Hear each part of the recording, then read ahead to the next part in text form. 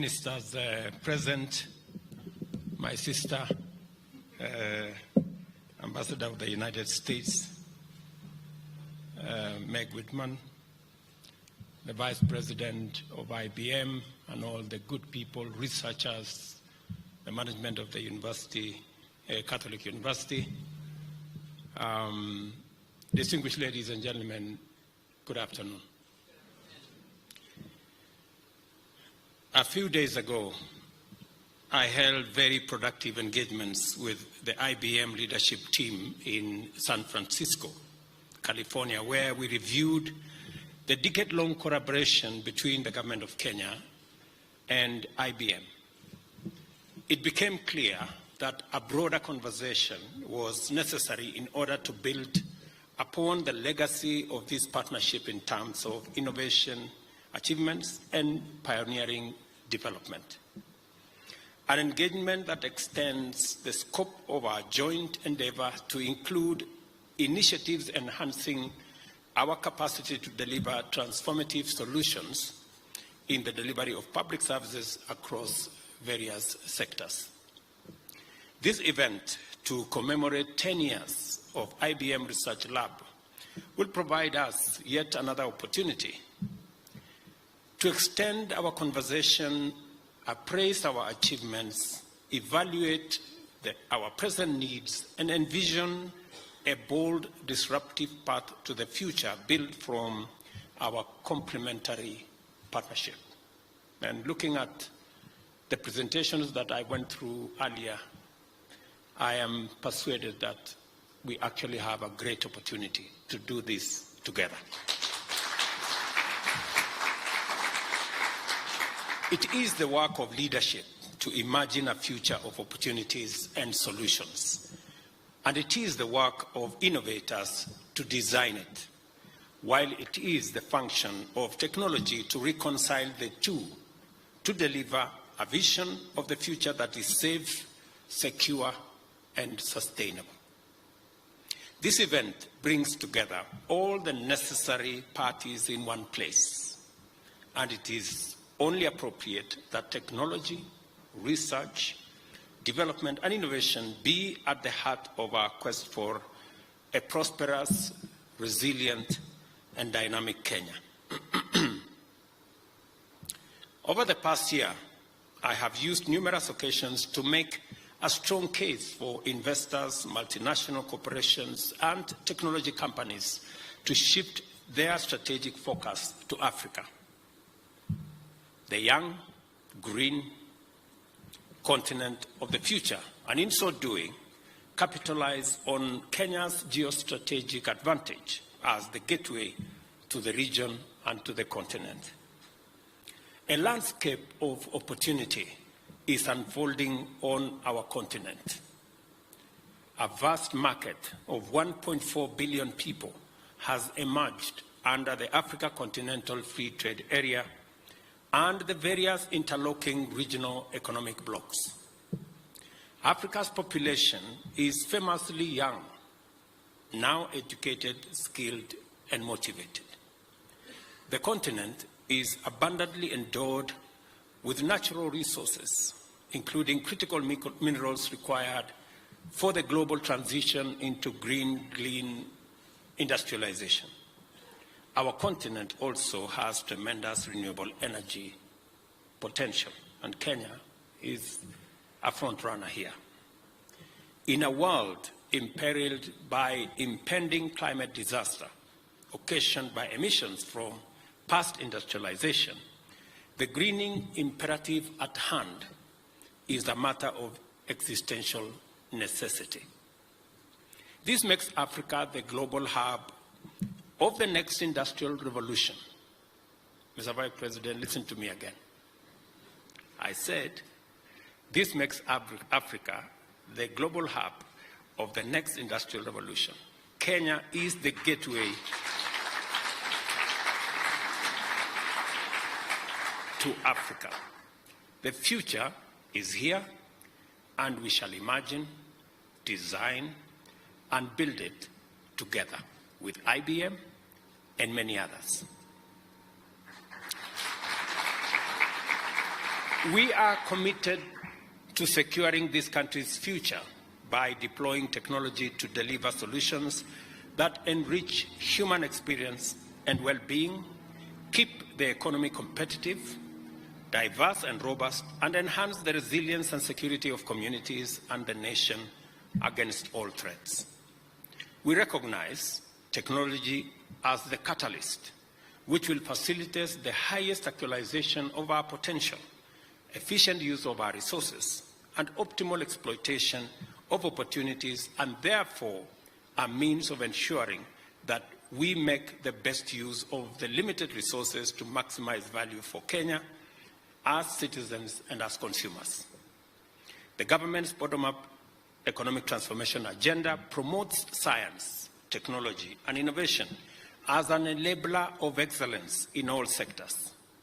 We also recognize information and communication technology as a competitive economic sector that by itself and as a powerful enabler of transformation in other sectors of the national economy. When we had a conversation as Kenyans between digital and analog, many people did not know where this was going. But I can confirm today that we have moved Kenya to a digital space from very diverse sectors.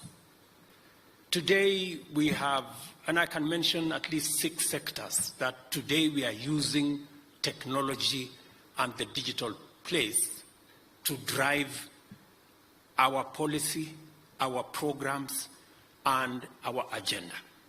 One, today we are having a robust conversation as Kenyans on delivery of government services using the digital space. We are moving our analog data,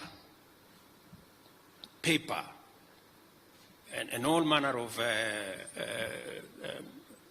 spaces into a digital platform.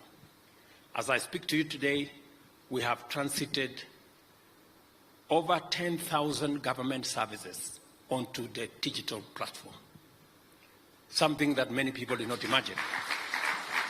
Just 8 months ago, we had only 320 government services online or on the digital space. Today, we have 10,000, and next week, I will be launching the digital ID that will make it possible for Kenyans across our country to be digitally identified and to be able to access government services using their digital identity. Number 2, we have delivered our MSME program, including financial inclusion. On the back of M-Pesa, today we are delivering our credit availability and credit rating and credit assessment on a digital platform. Close to 15 million Kenyans have access to the Hustler Fund. 7 million of them repeated customers because of the digital space and because of digital devices. Number 3, we supplied our fertilizer using an e-forger. Many people did not believe that this was doable. We had problems with brokers and middlemen and crooks that stole our fertilizer. But because of technology, this year, we didn't have a single loss to our farmers. Our farmers had access to their fertilizer, and we intend to buy their produce again using a digital platform. We are slowly but surely transforming our agricultural sector using technology. As I talk to you, number 4, in Parliament, there is legislation that is going to make it possible for us to deliver our health programs on a digital platform. We have discussed this extensively with all the stakeholders. I am very happy that yesterday the National Assembly passed the necessary bills. They will now proceed to go to Senate. Those in the Senate will proceed to go to the National Assembly.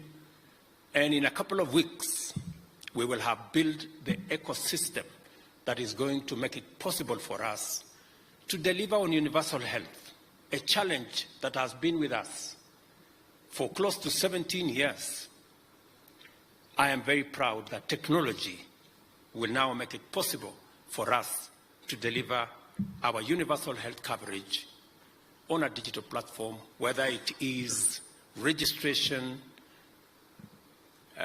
assessment of whether they qualify for what category of our National Hospital Insurance Fund, how we are going to process claims, how we are going to pay the claims.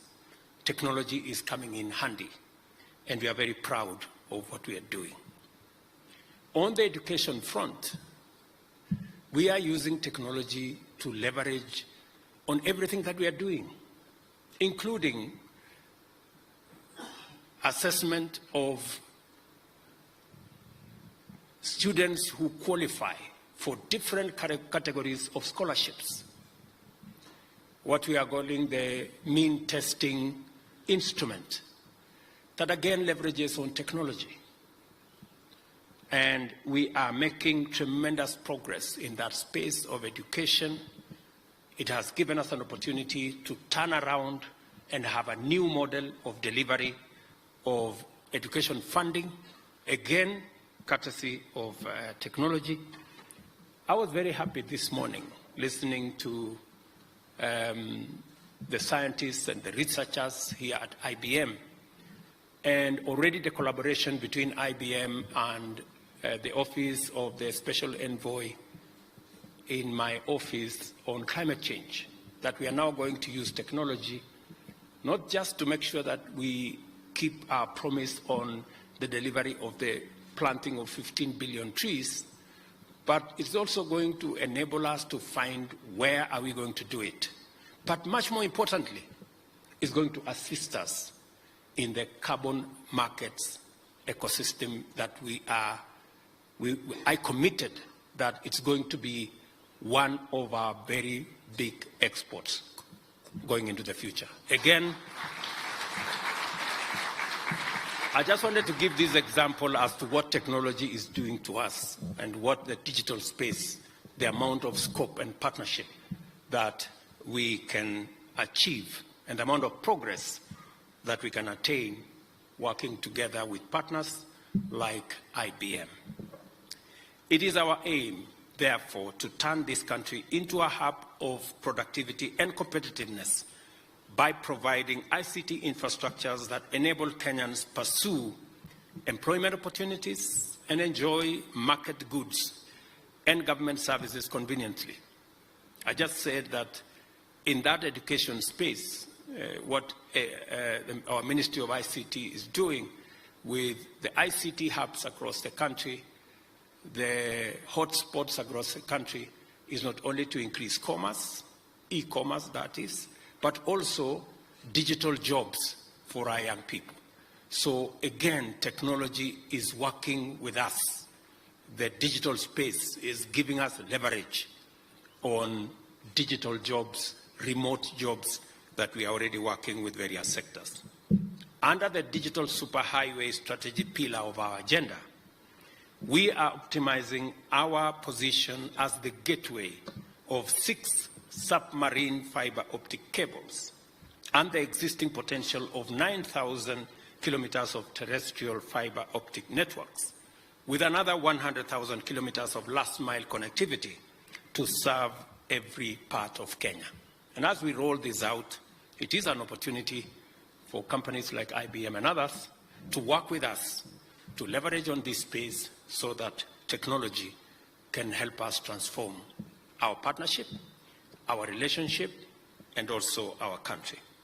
Additionally, the construction of a digital hub for every constituency and installation of free Wi-Fi connectivity at every urban center is underway throughout Kenya. We have enhanced the digitization of government services, as I said, beyond 100,000 government services, and this is why the local assembly of affordable smartphones is critical, and I want to tell you, is underway. More services shall be brought online shortly, with the aim of digitizing every service by the end of this year and employing a unique digital identifier to promote security, efficiency, and inclusivity in digital service delivery. Consa Technopolis, an emerging science, technology, and innovation cluster, and the flagship of our national project to actualize Africa's Silicon Savannah here in Kenya, is already up and running, and the response from the local, regional, and global technology community is highly promising. We have also embarked on sector-wide ICT institutional reforms covering formal policy and legislation to establish an enabling environment for digital business, research, and innovation. I want to encourage the Ministry of ICT that it's now time for us to focus on an AI strategy, an AI policy, and AI legislation to provide and underpin the opportunities that are clearly in the horizon coming from the AI space. As I have said before, we have our eyes firmly in the horizon, scanning the possibilities that lie in the future. It is well established that economies where research and development are a policy priority tend to stay competitive over time because the future is full of possibilities for them. Our digital master plan is intended to fulfill this role by enhancing our ability to confront an uncertain future with a lot of confidence because we will have the research to work with us. Because of our commitment to create an enabling environment for digital competitiveness, Kenya has attracted many technology companies, including the global big tech, which have found a promising ecosystem from which to launch transformational endeavors, not just in our country, but by extension in our continent. The IBM Research Africa's presence here as IBM's 12th research lab and the first of its kind on our continent is therefore not accidental. By the time the Kenya lab opened in 2013, IBM's footprint in Kenya was 55 years old, comprising collaboration with both the government and numerous local businesses. The agreement, which established the framework for collaboration between the government through the Ministry of ICT and IBM, set the stage for a new era with the setting up of Africa's pioneering industrial research facility and paved the way for IBM to introduce its suite of transformative solutions which are products of relentless innovation. And we see it every time we come here and every time we engage with IBM. They include cloud computing and hybrid cloud platforms that support businesses and government agencies as well as other organizations, enabling them modernize and secure their data by migrating to the cloud. Data analytics, and of course, artificial intelligence-driven solutions, on the other hand, confer the competitive advantage and significant benefits of data-driven decisions on a broad range of critical strategic areas like healthcare diagnostics, financial fraud detection, and the optimization of agricultural productivity besides powering economic growth and innovation. In addition, blockchain technology solutions offer transparency, security, and efficiency in the management of supply chains, land, and financial transactions, with a promise of transformative applications in areas like agricultural value chains and land registry management. You will be amazed to know what we are doing in our land registry space using the technology that is available to us. And you will also remember that according to the plan, Our delivery model for the bottom-up economic transformation agenda is the value chain framework to rationalize resource allocation and facilitate coordination. We recognize IBM's leadership in cybersecurity, which has now emerged as a critical strategic priority for all actors on our digital landscape and for government especially as we prepare to digitize all our government services and deliver on them. These services have benefited the banking industry, financial and revenue administration institutions with robust cybersecurity and seamless digital transformation, and I want to congratulate IBM for doing very well in this space. I especially commend the Research Lab, which provided a platform for Kenyan researchers.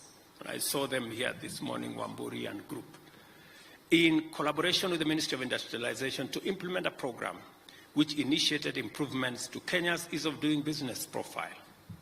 After taking informed decisions on the basis of insights supported by robust analytics, the country's ranking in the World Bank Ease of Doing Business report improved by over 80 positions to the 3rd place in our part of the continent. And I remember working very early mornings with Charity and others as we worked on this program. Without a doubt,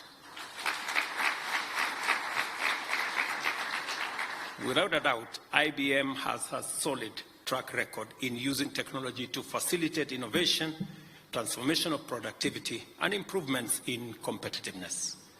I commend IBM for their confidence in Kenyan talent, including researchers and analysts who play leading roles in various projects, including, of course, trusting the directorship of IBM Lab here to our own sister, Charity, there.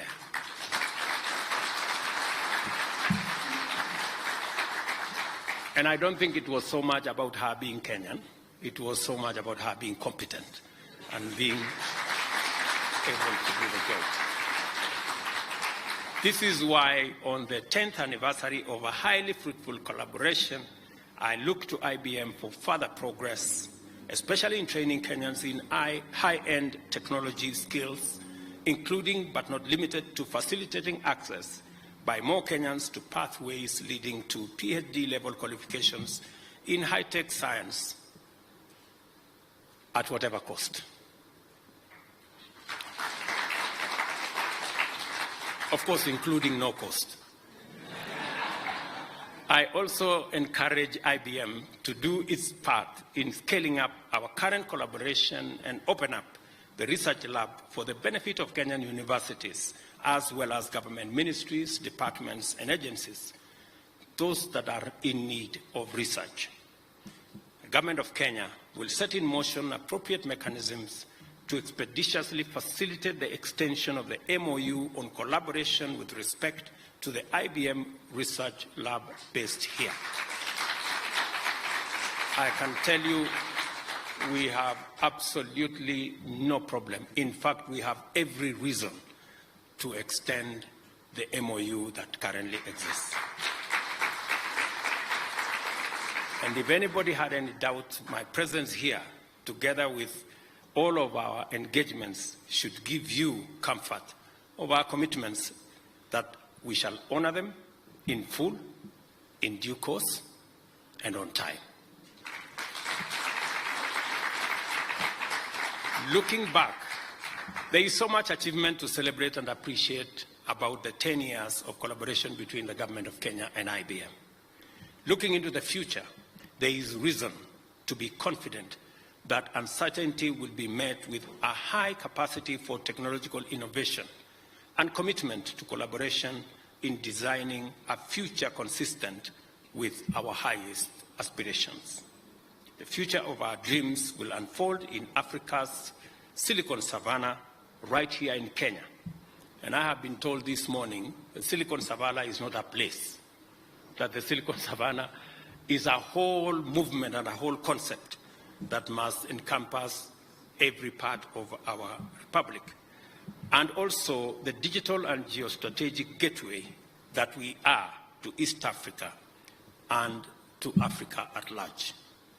Thanks to collaborative initiatives like IBM Research Africa, that future will be imagined, designed, developed, and implemented here in Kenya, together with all our stakeholders.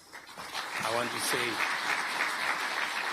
thank you very much. I am very proud of this moment that we are celebrating success, not just about the past, but we are also confident about the future. It cannot be better than what we have. Thank you, Mr. Vice President, for finding time to come and join us in this celebration. They are important to the government of Kenya because we have made a deliberate, intentional decision that technology is going to be front and back of the delivery of government services in Kenya, and also building our economy, as well as making sure that we deliver on all the social services that we have to, from education to health to water and all the other aspects of the commitments we have made to the people of Kenya. And we will work with you as partners as we work with other technology providers in a space where competition gives us the very best for us to move forward. Thank you very much. God bless you. Asanteni sana. Thank you. Thank you very much, Mr. President. Let us all remain upstanding. Let us be upstanding for the national anthem of Kenya.